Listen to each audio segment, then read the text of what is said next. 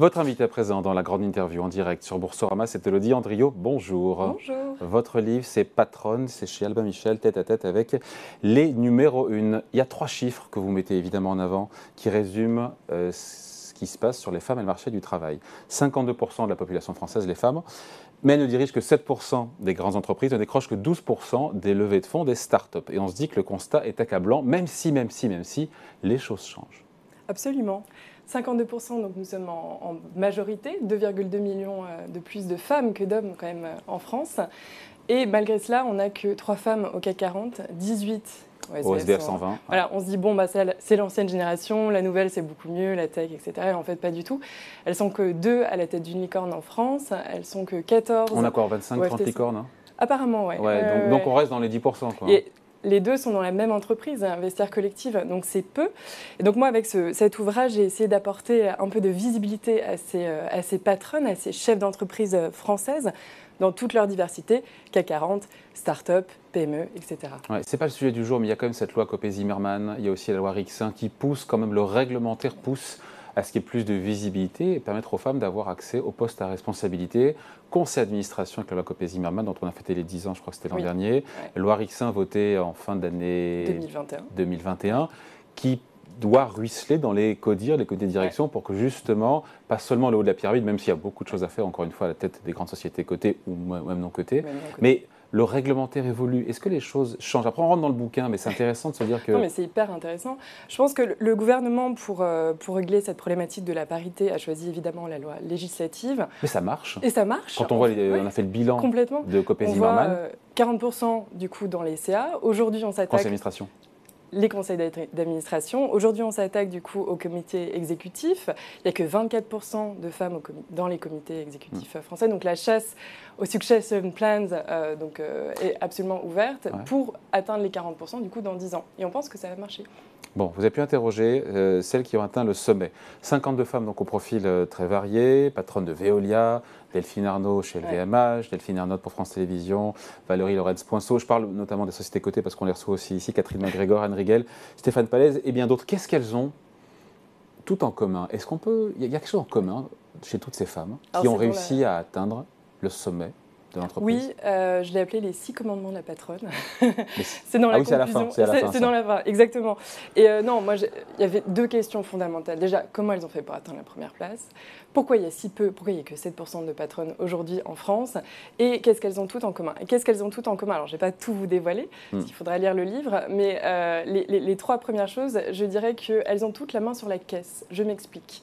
Elles sont toutes passées par des rôles soit de CFO, soit à la tête... Directrice financière. Exactement, directrice de... Merci de traduire à chaque fois. Elle est franco-britannique, c'est pour ça. Élodie Andriot. Élodie Andriot. Elles sont toutes passées donc, par ces rôles où finalement elles sont proches du cash flow et c'est hyper important. C'est l'antichambre du pouvoir finalement dans les organisations. C'est ce qui leur permet à un moment de se positionner donc, pour la première place.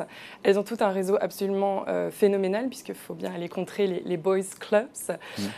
Donc ça, c'est les 2 premières choses. Et la troisième, c'est qu'elles escaladent la falaise de verre. Alors, on n'est pas sur le plafond de verre, on est sur la falaise de verre. Quelle différence entre le plafond de verre et la falaise de verre? Alors, le plafond de verre, c'est vraiment, on arrive à un stade et hop, on sent le plafond. On est capé. On est capé, exactement. La falaise de verre, c'est différent. La falaise de verre, ce sont ces femmes qui vont aller chercher des postes un peu plus difficiles, des postes à risque, pour cranter, pour monter l'échelle. Pour montrer qu'elles en sont capables. En parallèle, pour montrer qu'elles en sont capables. Et une fois que c'est réussi, elles peuvent passer au prochain niveau. Et elles ont toutes ça en commun, entre autres. Voilà. La patronne est décomplexée. Oui, elle est décomplexée. C'est ce qu'on apprend. Ouais, elle est décomplexée vis-à-vis de l'argent, surtout, qui est un énorme tabou dans les sociétés, dans les organisations. Aujourd'hui, on le sait, les femmes sont payées 17% de moins que les hommes. Ça stagne tous les ans. Elles ont du mal à négocier. Les prestataires ont du mal à négocier. C'est Christine Lagarde. J'ai cette sortie Christine Lagarde en tête qui disait « En 40 ans de carrière, je n'ai jamais vu une femme demander une augmentation ». Ouais. Ça traduit quoi, ça? Et souvent, elles me l'ont dit, à chaque fois que je me retrouve avec de nouvelles recrues, je me rends compte qu'on ne parle absolument pas d'argent. Beaucoup de femmes refusent le poste. Anne Riegel, par exemple, a refusé 2 fois le poste avant de l'accepter, donc je pense que tout est dit. Parce que finalement, elle ne s'en sentait pas forcément légitime. C'était, malgré ses 27 ans, il me semble, dans la société. Donc il y a aussi ça comme frein. pour les futurs. Ouais, la patronne a toujours agi comme une patronne, vous écrivez, ça veut dire quoi ça? Elles ont un énorme sens des responsabilités. Je pense qu'en l'occurrence, elles ont ça en commun avec les patrons. Je pense notamment à Mercedes Serra qui me raconte que quand elle était chez Saatchi, où elle était vraiment juste stagiaire, elle disait dès qu'il y avait un problème, pour moi, c'était mon problème, alors qu'on était 150 dans la boîte. Et en fait, dès le départ, elles prennent vraiment les choses à corps, les choses pour elles. Bon, je reviens à cette question, Élodie Andriot. Qu'est-ce qu'elles ont, selon vous, au travers de ce livre, qu'est-ce qu'elles ont tout en commun, ces femmes qui ont réussi? Elles ont, au-delà de ce qu'on a dit là, Ouais. il y a un trait de caractère, il y a quelque chose qui ressort? Peut-être qu'elles vont aussi au-delà de, si je puis dire, 2000 ans de patriarcat et de biais. On a tous des biais. On identifie plus les patrons que les patronnes. Stéphane Pallès, par exemple, qui est la tête de la FDJ, elle a un prénom mixte. Et elle me dit que souvent, aujourd'hui, lorsqu'on lui écrit, on s'adresse à monsieur, comme si finalement le patron de la FDJ ne pouvait pas être une patronne. Et ça, je trouve ça assez intéressant. Donc elles sont allées au-delà de finalement cette prédestination féminine pour prendre la tête et devenir numéro 1. Et quand vous leur demandez comment elles sont devenues numéro 1, encore une fois, il y a ce tronc commun de réponses. Et quelles sont les réponses qui vous ont le plus surprise, le plus éclairé? Dans des cas particuliers comme Stéphane Palais, c'est intéressant effectivement que son nom soit aussi un nom masculin. Alors je vais vous dire que il y a 52 entretiens, puisque donc une par pourcentage, et on ne s'identifie jamais à celle que l'on pense. Donc ça, c'est assez rigolo. Moi, je pensais, parce qu'elle a fait les mêmes études, parce qu'elle vient du même endroit, etc. Et donc, je suis allée chercher la diversité, ce qui n'était pas évident. Parce que déjà, être une femme à ce niveau-là, c'est extrêmement exotique aujourd'hui en France. Donc, je suis allée chercher la diversité au niveau des études, au niveau de l'origine, à toute typologie. Parce que je crois beaucoup au mimétisme. Je pense beaucoup que si on montre celles qui ont réussi les autres, c'est beaucoup plus facile d'être la seconde. Et donc, je voulais partager ces histoires, partager ces parcours individuels dans lesquels chacune ou chacun va pouvoir se reconnaître et, je l'espère, s'identifier et pourquoi pas créer une vocation. Ce sont des Wonder Woman ou pas, des Superwoman? Elles ont parlé ou pas de l'équilibre entre vie pro et vie perso? Je pense que c'est une question qu'on pose moins aux hommes. Et d'ailleurs, la merveilleuse vidéo de Sista, qui nous a tous fait beaucoup rire, l'a montré. Elle parle des enfants, mais moi, c'était une question que je n'ai pas posée au départ. J'attendais qu'elles-mêmes me parlent de leurs enfants, de leur sphère privée. Pourquoi? Parce que les injonctions sur la maternité, on a encore 72% de la charge domestique qui incombe aux femmes. Il faut changer de mec, hein. Ou pas, mais en tout cas, il faut rééquilibrer les choses. Et, il faut que ce soit 50-50. Et ça compte beaucoup aussi dans les freins. À l'ascension diverses et variées, en tout cas. Elles ont des interrogations, même si elles ont réussi à atteindre le sommet de la pyramide. On les sent encore. Je sais pas, il y a des convictions, il y a des interrogations, il y a des. Heureusement qu'elles ont encore des. Ouais. Non, mais des doutes. Ou est-ce que c'est très masculin quand on est arrivé tout en haut, on pense que la place est là pour toujours, hein. Oui, c'est vrai. Et oui, on a donc le talon d'Achille féminin, c'est évidemment le doute. C'est vrai, c'est un trait commun, ça? C'est un trait commun, oui, je pense, encore aujourd'hui. Et je pense que c'est beaucoup lié à la représentation, justement.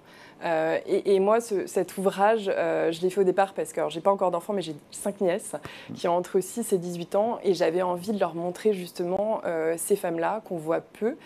Déjà, les patrons, on les connaît pas trop, en tout cas pour le grand public, mais alors les patronnes, impossible d'en nommer une, alors qu'on connaît... quand même, sur les patronnes du CAC 40, un petit peu quand même. Pour le grand public, c'est compliqué. Pour le grand public, il n'y en a que 3. Ouais. Justement, c'est plus facile déjà, de s'en il fallait rappeler. Les chercher. Il fallait les chercher. Donc, alors que voilà, Air France, Picard, la RATP, on les connaît, ces entreprises-là.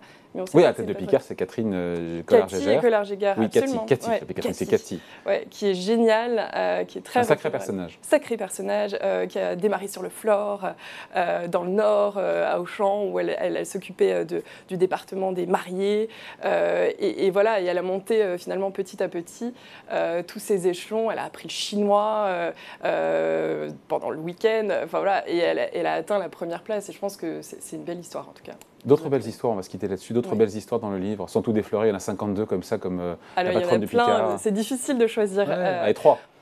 Celles qui m'ont vraiment bouleversée, Charlotte de Vilmorin, qui est handicapée moteur depuis la naissance, qui a créé Willy's parce qu'elle n'a pas pu accéder au mariage d'une de ses meilleures amies, parce que quand elle sortait de la gare, il n'y avait pas de voiture adaptée à la chaise roulante pour arriver au mariage. Ça, c'est vraiment une histoire pour moi absolument extraordinaire. Je suis obligée de citer Catherine McGregor, qui a longtemps la patronne été... d'Engie, ouais.